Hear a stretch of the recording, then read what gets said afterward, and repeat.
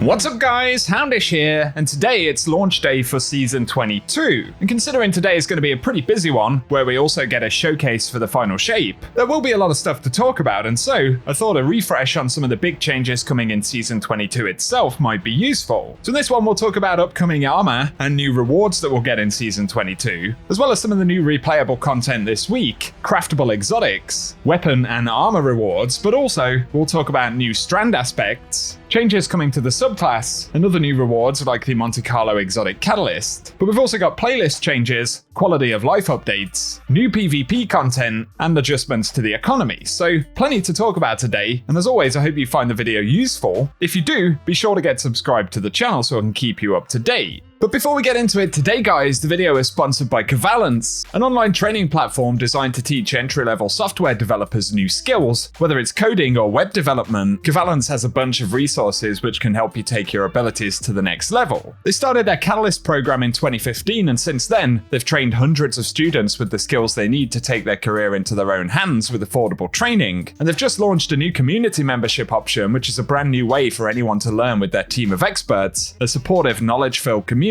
and a substantial course catalog to give you the skills you need. Students learn remotely via dedicated instructors, combining video-based instruction with live webinars, personalized lab reviews, one-on-one mentoring, and a ton of experience from their community and Discord, featuring more than 400 hours of content to help you build real-world applications and real-world skills. In addition to hands-on experience from their staff though, students can learn with unlimited levels of assistance from their AI-powered teaching assistant, Higgs. And this can answer subject-specific questions, spot errors, and generate quiz questions to test your understanding in various areas. And so if you want to level up your software development skills, the Catalyst program is enrolling now, offering dedicated instructor support and job coaching to catapult your career options into new territory. And from only $25 per month, you can unlock the full course catalog, which is worth over $600. Plus, there are multiple course and payment options to suit your needs, including some that you'll only pay for if you're getting paid too. On top of that though, right now, if you follow my link below or scan the QR code on screen, you can get my discount to unlock your first month of community membership for free. So what are you waiting for? Check out the details in the description box below and release your potential with Kavalance. It's certainly worth checking out, and thanks to them for sponsoring the video today. Now though, getting into the changes that we're going to see as part of Season 22 this week. Initially, let's take a quick preview of some of the new armor pieces and rewards we'll be able to unlock. And one of the main teasers that Bungie have shown includes the new armor set for the season right here, so we can see the Warlock in the middle, and presumably this will be the season set, so it'll be cool to check that out on all three classes, but also a bit of a story teaser in that image as well, and we can see that obviously Amaru, Savathun's ghost, is going to be a key character, and we'll probably get plenty of involvement from Akora there as well.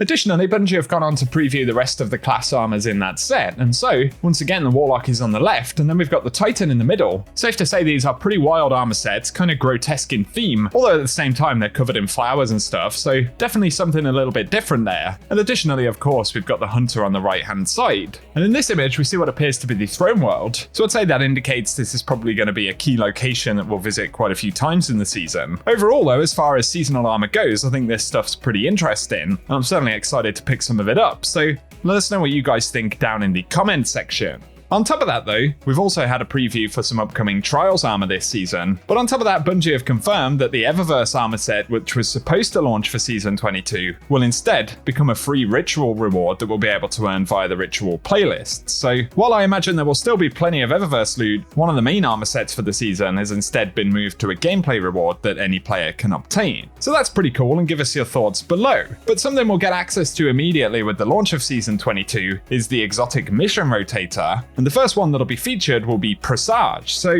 we'll be able to replay that this week and unlock the craftable version of the Dead Man's Tale, which comes with a new trait pool. And as we can see on screen there, we'll also get access to armor and weapons from Season of the Chosen, and there are some pretty nice ones. Bungie have said that we'll get one guaranteed deep sight weapon that has not had its pattern unlocked when we complete that mission, with every completion also granting an additional weapon from the mission's pool. Plus, the first completion of the mission on normal or legendary will award the exotic deep sight weapon associated with it, and so we'll get access to the craftable Dead Man's Tale. So that'll be something else cool to go after on top of the new content for the season. But Strand will be getting plenty of updates with Season 22 as well, and they've said they're adding 3 new Strand aspects to enhance the kit, which will include the Whirling Maelstrom for the Hunter, the Banner of War for Titans, and the Weave Walk for Warlocks. But on top of that, Strand will get more updates, and Bungie will be increasing threadling damage versus PvE combatants by 30%, as well as reducing the Tangle cooldown time, which will go from 15 to 12 seconds. And Sever will cause combatants to have their outgoing damage reduced by 40% instead of 30%, which it is right now. There'll also be buffs to Silk Strike, Threaded Spectre, and the Wanderer, as well as some of the sandbox adjustments which we broke down in a previous video, so I'll link that down below. But a reward that a lot of players will be excited to go after with Season 22 will be the new catalyst for Monte Carlo.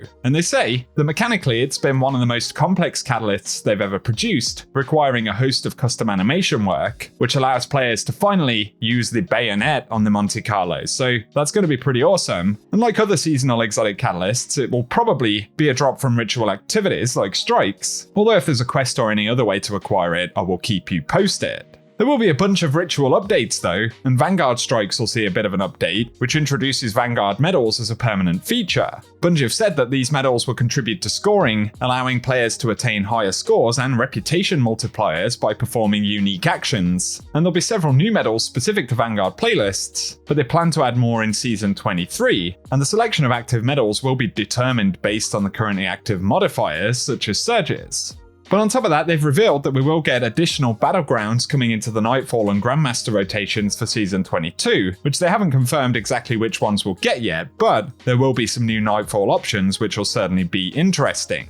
Of course, on top of that, we're going to get new ritual weapons, including a Crucible Stasis submachine gun, then a Solar Sniper Rifle dropping from Strikes, and a Void Machine Gun dropping from Gambit. Plus, the Nightfall will see the reintroduction of the Warden's Law, which has been updated, and there'll be a new Solar Precision Bow, so plenty to go after in the standard playlists there, but Iron Banner will be updated with the Guiding Sight Strand Scout Rifle, and the Point of the Stag Bow will return as well, with Trial seeing a new Strand Heavy Grenade Launcher, as well as the return of Igneous Hammer. So let us know down below which of those weapons you're most interested in going after once Season 22 drops.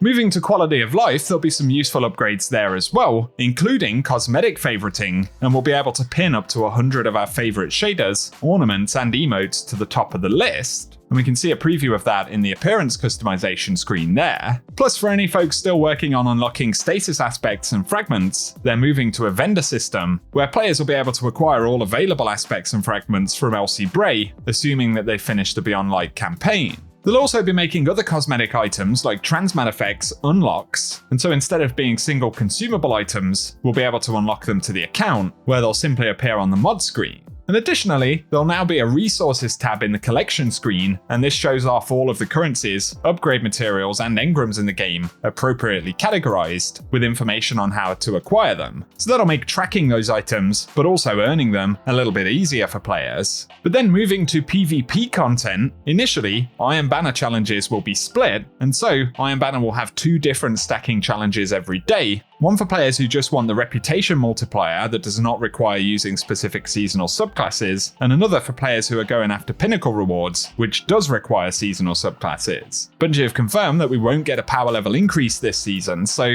if the pinnacles don't really matter to you, you'll be able to target the reputation multipliers instead.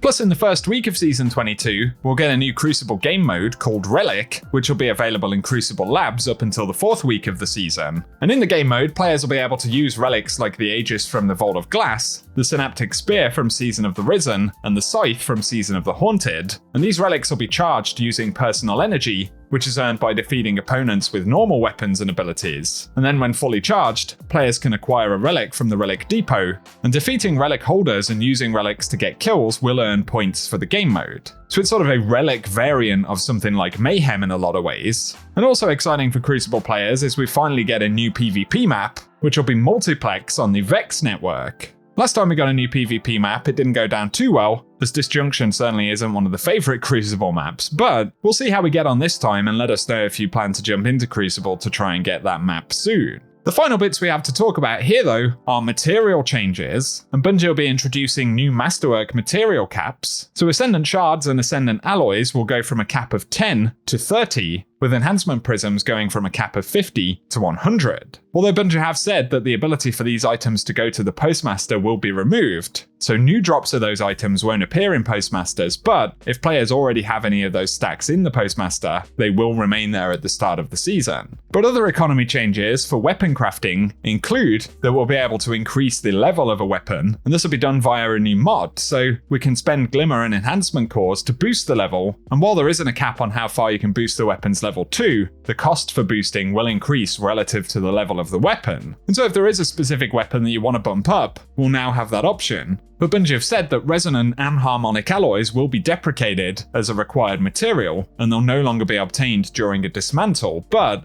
for players who have stacks of those materials, they can be spent in exchange for Glimmer at Raoul in the tower. Plus, for any players who are still going after weapon patterns from Neomuna, they'll get a bit of a bump, and the weekly Pinnacle Story mission will provide a guaranteed Neomuna weapon pattern the first time it's completed each week, with the Neomuna Vendor Engram upgrade, which is essentially the vendor level, increasing drop chances as we level up, and that will be retroactive, so if you're max rank already, you'll have higher chances of getting red border drops, and it'll be the same for the Throne World vendor. Plus, they say there are bug fixes which solve a problem where Deep Sight weapon drop rates were being decreased, and so overall, red border weapons should drop a little more easily. But as we've heard, there will be a bunch of weapon tuning, exotic tuning, and other ability changes coming in the sandbox, as well as more fixes and quality of life updates that we'll get in the patch notes. And of course, all of this is separate to the new content for the season and the showcase for the final shape, but I just wanted to break down some of the key kind of gameplay changes that players can take advantage of going live later today. So I hope it's been a useful video, guys, and if it has, get subscribed as I'll keep you posted with more content this season. We've got the showcase later on, and we'll be taking a look at the new activity and reward content in the season we get today. So turn on notifications, get subscribed, and I'll keep you up to date. Let us know what you're most excited for in the new season down below. And otherwise, for today, I appreciate you tuning in, and I will catch you guys very soon.